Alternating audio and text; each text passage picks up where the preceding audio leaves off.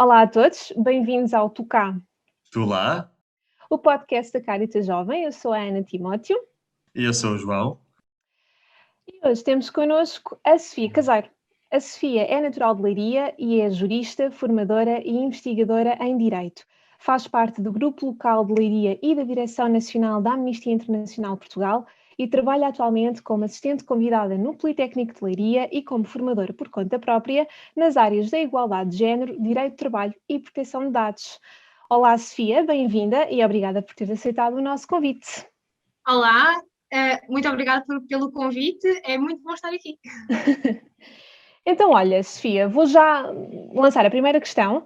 O que são os direitos humanos e quem é que é responsável pela sua garantia? É uma pergunta que dá uma resposta de horas, de cursos inteiros do ensino superior, mas vou tentar ser o mais sucinta possível. Então, os direitos humanos são direitos que todos nós temos, são direitos que são universais de toda a gente, que são nossos só pelo facto de nós nascermos, são basicamente inerentes à condição humana e são inalienáveis. O que é que isso significa? Que ninguém nos pode retirar esses direitos. São nossos para sempre e sempre. Quem é que é responsável por nos assegurar esses direitos? Em princípio, são os Estados, e digo em princípio porque a Declaração Universal dos Direitos Humanos, que é o instrumento internacional base, que em primeiro lugar em 1948, depois da Segunda Guerra Mundial, veio definir quais eram estes direitos humanos, de que forma é que os Estados, quais eram as coisas essenciais que os Estados tinham que assegurar para que as pessoas tivessem aquilo que nós chamamos de dignidade humana. Ok. Os Estados têm esse dever, mas eu estava a dizer, dentro da Declaração Universal há também um artigo que nos fala da nossa própria responsabilidade, nós enquanto seres humanos, não é? Em ajudar a esse respeito pelos direitos humanos. Portanto, também passa por nós e não passa só pelo Estado. Uhum. De que forma é que os Estados fazem isto? Em princípio, todo o sistema jurídico, não é? Aquilo que nós chamamos de Estado de Direito, portanto, a divisão dos poderes dentro das democracias, a forma como nós tomamos as decisões, nós cidadãos, elegemos pessoas que nos representem, vai ajudar depois a que essas pessoas que nos representam prevejam e construam mecanismos e formas de respeito desses direitos fundamentais, desses direitos humanos. Okay. Então, nós enquanto Estado, temos obrigações internacionais que advêm desses tais tratados internacionais que se reportam aos direitos humanos, a Declaração Universal, que não sendo de respeito obrigatório pelos Estados, toda a gente acha que sim, mas a realidade é que é apenas uma declaração e não existe ali nenhum mecanismo de verificação se os Estados estão a fazer o seu papel ou não, mas existem outros que têm sim mecanismos de monitorização, por exemplo, no âmbito das Nações Unidas, temos o Comitê dos Direitos Humanos, e depois temos aquilo que nós chamamos sistemas regionais, que são, em Portugal, por exemplo, nós somos membros do Conselho da Europa, ok? Que é diferente da instituição União Europeia, é uma organização que tem 47 Estados-membros e que dentro desse Conselho da Europa nós temos que respeitar a Convenção Europeia dos Direitos Humanos e essa Convenção Europeia dos Direitos Humanos é depois monitorizada pelo Tribunal Europeu dos Direitos Humanos, a que Portugal também reporta. Okay. Então, uma pessoa individual, se achar que o seu país não está a cumprir o seu dever de assegurar os seus direitos, isso significa, por exemplo, se tomou uma decisão contrária aos seus direitos humanos no âmbito do tribunal, essa pessoa individual, sendo vítima dessa violação de direitos humanos, pode recorrer ao Tribunal Europeu dos Direitos Humanos e dizer, olha, acho que, por exemplo, nós temos muitos casos de atrasos na justiça. Um dos direitos que está consagrado na Convenção Europeia dos Direitos Humanos é o direito a uma justiça célere e ao acesso à justiça. Isso implica que os procedimentos sejam mais rápidos possíveis. Como nós temos este problema que é sistemático em Portugal da burocracia, dos atrasos na justiça, acabamos por ter algumas condenações do Tribunal Europeu dos Direitos Humanos em que o Tribunal disse: atenção, Portugal, de facto, esta pessoa não viu o seu direito assegurado, então vocês precisam de corrigir isto. Portanto, acabamos por ter uma responsabilidade. Portanto, vamos pôr isto em 3 camadas, se calhar. A nossa responsabilidade pessoal em respeitar o outro e assegurar que o nosso comportamento ou as nossas ações não vão violar os direitos dos outros e as suas liberdades. Numa segunda fase, as condições que o Estado nos proporciona para nós podermos fazer isto em segurança e termos a certeza que os nossos direitos não vão ser violados por outras pessoas, não é? Todo o sistema criminal existe, ou penal, existe para que se protejam os direitos dos outros, não é? De violações por terceiros. E numa última instância, temos então estas organizações internacionais a que nós enquanto Estado, nos obrigamos voluntariamente e que depois vão monitorizar a aplicação destas convenções internacionais sobre direitos humanos. Só uma dúvida muito rápida. Nós podemos, portanto, como disseste, e é verdade, a justiça em Portugal é muito lenta. Nós, para poder recorrer ao Tribunal Europeu, neste caso, nós podemos ir diretamente ou temos de passar por todo aquele processo, temos de recorrer a todas as instâncias aqui em Portugal? Boa pergunta. De facto, nós temos que esgotar os nossos recursos internos. Okay, certo. Ou seja, porque a realidade é que o Estado é o primeiro que vai proteger o meu direito. Então, através do tribunal, eu vou tentar fazer valer o meu direito. Se no final eu achar que o Estado não respeitou esse meu direito, muitas vezes isto também acontece no âmbito da liberdade de expressão, que é um tema que eu também tenho estudado ultimamente. Por exemplo, jornalistas que são condenados por difamação a figuras públicas, imaginem, e há uma condenação do tribunal português. E depois o jornalista acaba por achar que eu acho que tinha liberdade de expressão para dizer o que disse, acho que a decisão do tribunal viola a minha liberdade de expressão, e então daí do Supremo Tribunal ou do Tribunal da Relação, aquilo que puder ser o mais alto recurso, passa então para o Tribunal Europeu dos Direitos Humanos. Certo. Ok. Estavas a falar das camadas de intervenção, digamos assim, dos direitos humanos e falaste da base, que é o individual. No teu caso específico, o que é que te motivou a enverdar pela área dos direitos humanos e qual é que tem sido um bocadinho a tua experiência na defesa dos direitos humanos? Novamente, é uma pergunta muito profunda. Eu não me recordo de uma altura em que eu não tenha tido interesse nestas áreas, para ser muito sincera. É uma coisa, um sentido talvez de justiça que já veio de mim, talvez da minha educação e da forma como da minha personalidade. E depois a minha decisão de tirar o curso de Direito só veio motivar esse gosto que eu tinha pelos direitos humanos. Portanto, é quase como uma evolução natural. Quando eu escolho Direito porque acho que o conhecimento que eu vou adquirir com o Direito me vai possibilitar eu ajudar pessoas, e depois com a aprendizagem que eu faço, vou compreendendo que aquilo que eu quero mesmo perceber e saber estudar são os direitos humanos, e daí depois passo para ter um interesse por direito internacional, que é de onde vêm estas obrigações todas por parte do Estado.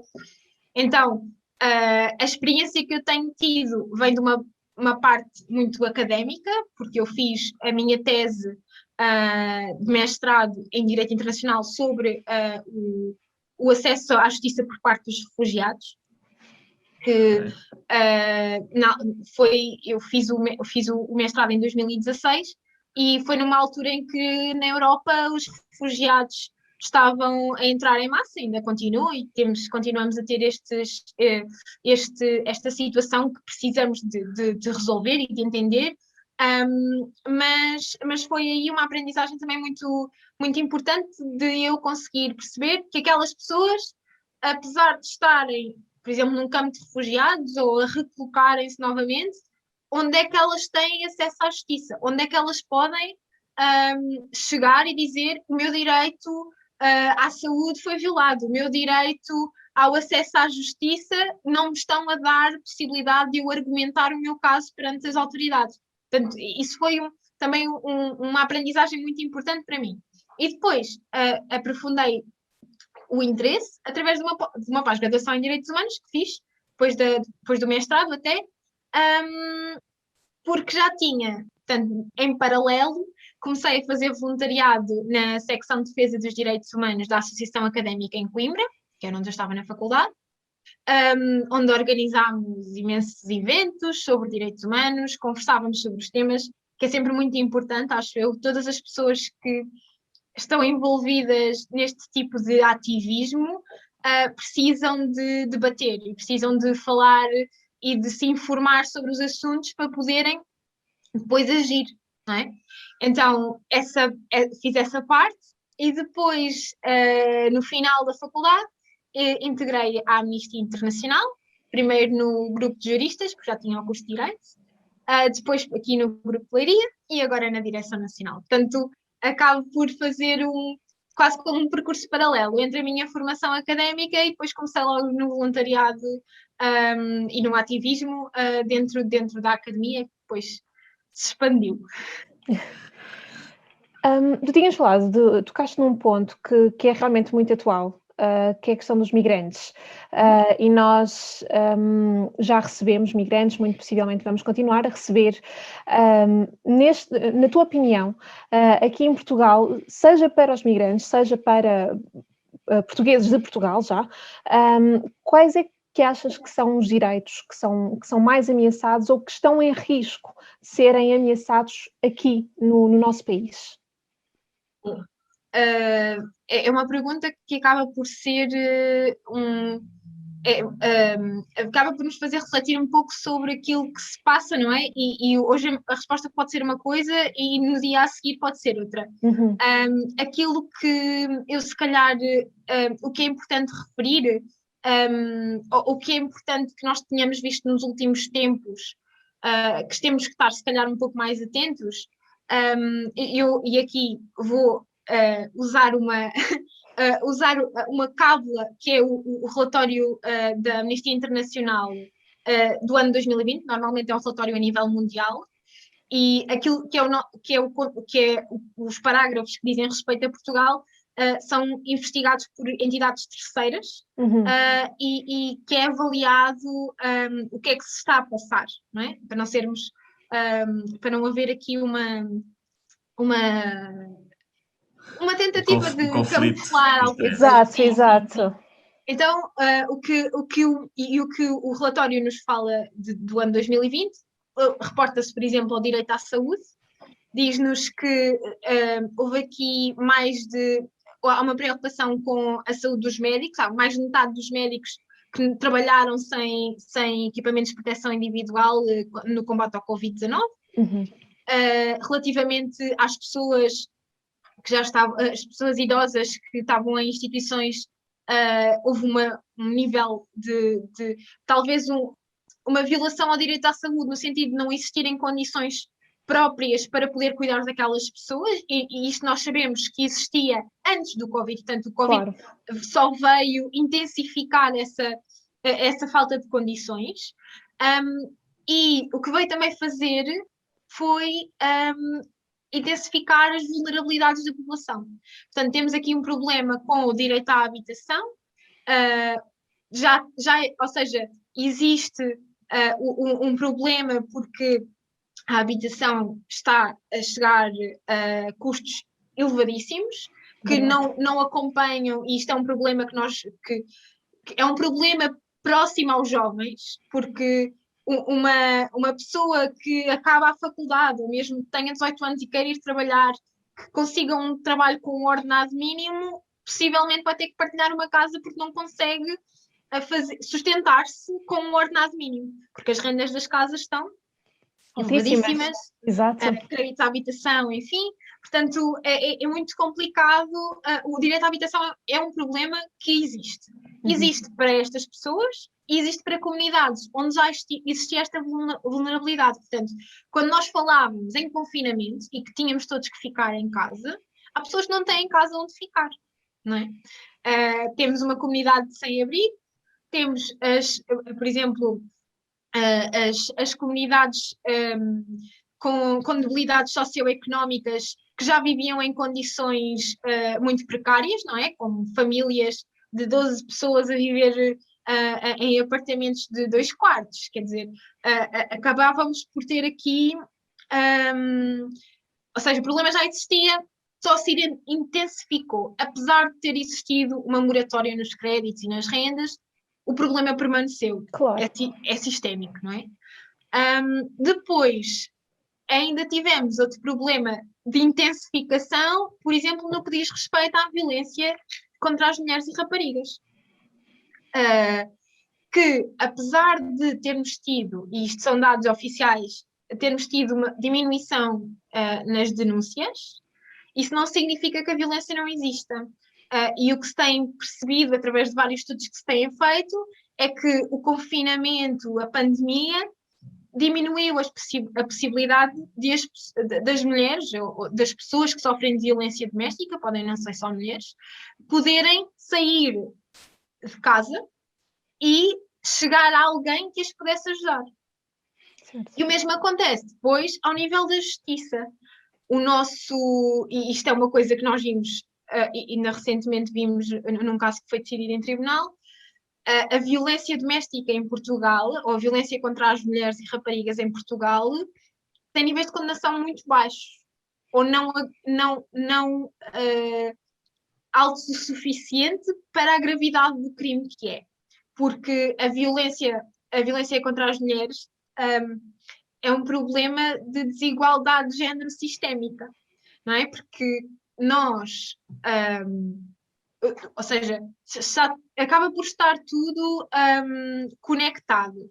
Se as mulheres têm uma posição mais de menos consideração na sociedade ou de mais vulnerabilidade na sociedade por causa de serem mães, porque não têm as mesmas oportunidades no trabalho, isso significa que vão ter menos possibilidades económicas, não vão ser independentes financeiramente, significa que se têm que sujeitar a situações provavelmente de violência e é um sistema, é um ciclo de violência que não se consegue quebrar. Portanto, eu acho que essas são as nossas maiores preocupações. Outra que existe a nível mundial, como nós sabemos, é a questão da discriminação racial sistémica, que também existe em Portugal e que nós também temos visto comportamentos por parte de figuras públicas em situações em que nós esperaríamos outra coisa por parte dessas pessoas que vão criar vão exacerbar essas diferenças, não é? Essa discriminação e que, lá está, voltando ao início, também está na nossa mão ou na nossa vontade mudarmos isso, mudarmos esses comportamentos, porque os direitos humanos acabam por são de facto alguma coisa que está escrita no papel, mas se nós não olharmos para o outro e pensarmos que ele é tão humano como eu e que tem os mesmos direitos que eu e que deve ser respeitado da mesma forma, nunca vamos conseguir sair deste ciclo de violações de direitos humanos. Claro, a minha liberdade acaba a partir do momento em que começa a do outro. Claro, sim, e já que estavas a falar disso, de que forma é que as pessoas podem agir quando se deparam com uma situação, diríamos, flagrante de violação de direitos humanos? A quem é que as pessoas podem recorrer? O que é que o cidadão normal pode fazer quando se depara com esse tipo de situações? nós temos sempre, lá está, enquanto o Estado tem esta responsabilidade de nos assegurar que temos todos direito, todos tem que garantir a todos os direitos humanos, as autoridades públicas, as autoridades, pode ser policiais ou não, mas as autoridades públicas têm sempre o primeiro dever de agir para que uma violação flagrante de direitos humanos seja acautelada e que cesse, não é? A violação cesse. É claro que muitas vezes isso não funciona, que é o problema, mas depois existem organizações da sociedade civil que ajudam as pessoas a fazer valer os seus direitos. Por exemplo, aqui em Leiria, nós temos um gabinete de apoio à vítima de violência doméstica que na Associação Mulheres do Século XXI, mesmo que haja uma mulher que queira fazer, que esteja numa situação de violência, mas que não queira chegar ao posto da PSP ou da GNR para fazer queixa, pode-se dirigir a essa organização para lhe darem esse apoio. Portanto, há aqui, se calhar, duas formas de o fazer, que é ou denunciar às autoridades, ou então procurar uma organização da sociedade civil que possa auxiliar nesse sentido. Okay. Não sei se respondi. Sim. E agora eu pergunto, e nós jovens, o que é que nós podemos fazer para nos envolvermos mais nesta matéria e para promovermos esta defesa dos direitos humanos? Por onde é que os jovens podem começar? Quer num regime de voluntariado ou para quem queira ingressar em alguma carreira profissional dedicada a esta área? Por onde começar? Eu vou começar pela última parte da tua pergunta, força. porque ainda tive uma conversa sobre isso no outro dia, muito interessante. Não há, para nós fazermos trabalho nos direitos humanos, não há uma área certa ou um curso que eu tenha que tirar para. Uhum. Toda a gente que tenha algum interesse pode de duas formas. Dentro do seu trabalho, agir pelos direitos humanos e a partir dos direitos humanos, que se calhar acaba por fazer uma grande diferença, não é? Se eu for, imaginem, se eu for gerente de uma empresa e eu tiver isto em mente, se calhar a minha forma de gerir uma empresa vai ser muito diferente do que uma pessoa que não olhe para os outros com empatia e com respeito e sendo seres humanos, não é? Portanto, acaba por ser uma intervenção que todos temos a responsabilidade de fazer. Se queremos estudar direitos humanos, nós podemos ir para direito, claro. Já era brasa à minha sardinha. Mas não significa que seja a única área que estuda os direitos humanos. A sociologia também estuda os direitos humanos, a antropologia. Há imensas áreas que hoje em dia se interconectam. Os direitos humanos é uma área transdisciplinar, porque de facto nós precisamos de perceber uma série de coisas para podermos atuar junto de uma pessoa e vermos, de facto, gerirmos situações e percebermos se há forma daquela pessoa sair daquela situação de violação de direitos humanos, se há forma de nós fazermos a sociedade perceber que é preciso fazer alguma coisa em relação a isto que está no sistema. Portanto, isso leva-nos à outra parte, não é? Que é, se quiserem voluntariar, há imensas organizações da sociedade civil onde o podem fazer, cada uma se calhar com a sua especificidade. Por exemplo, posso falar da experiência que eu tenho, quando eu fazia voluntariado na secção de defesa dos direitos humanos, a nossa intervenção era junto da comunidade académica, portanto, aquilo que nós fazíamos eram campanhas para que as pessoas soubessem sobre direitos humanos e falassem sobre direitos humanos. Na Amnistia, o trabalho que nós fazemos, há 3 facetas diferentes, mas fazemos educação para os direitos humanos. Portanto, uma das partes que nós fazemos, principalmente nos grupos locais, é de irmos às escolas e falarmos sobre estes temas com os jovens. Portanto, dentro da Amnistia, há essa possibilidade de depois os próprios estudantes poderem criar grupos de escola e fazerem este diálogo entre eles e também com os professores e com o resto da comunidade escolar, e que é sempre um trabalho muito interessante porque há perspectivas diferentes, há idades diferentes, há condições socioeconómicas diferentes que acabam o nosso. Estava a faltar a palavra. O nosso ambiente, não é? O nosso ambiente social vai sempre dar-nos perspectivas diferentes sobre as coisas que são importantes depois nós partilharmos com os outros.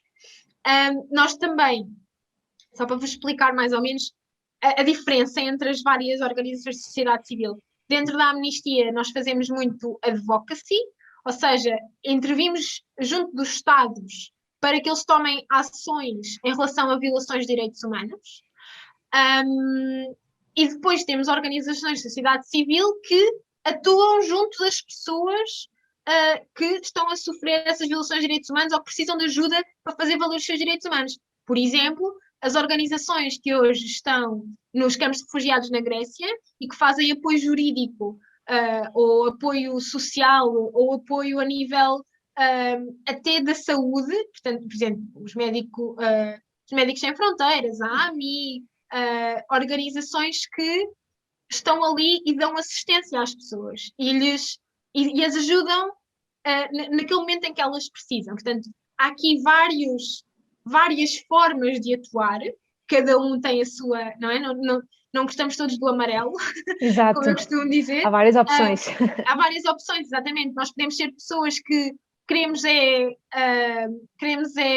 estudar e perceber o que é que se está a passar para sabermos onde intervir. Podemos ser pessoas que querem ver trabalho feito e por isso quero ajudar as pessoas diretamente. Portanto, há imensas opções. É uma questão de se porem à procura. Qual é a luva certa? Exato, é ver onde é que faz mais, o que é que faz mais sentido naquele momento e para as perspectivas que têm. Olha, Sofia, eu gostei muito da nossa conversa, foi curtinha, mas eu acho que foi sem dúvida um excelente pontapé de partida e acho que já é suficiente para despertar aqui algum interesse, aquele bichinho para saber mais, para intervir mais, para se envolverem mais. E obrigada por muito obrigada eu. Obrigada e espero que tenha incentivado pelo menos uma pessoa a querer olhar para os direitos humanos com outros olhos. Sim, acho que sim. Acho que sem dúvida vai dar para isso, sim. Pronto. Ok, então ficamos por aqui. Obrigada, Sofia. E até à próxima. Até à próxima.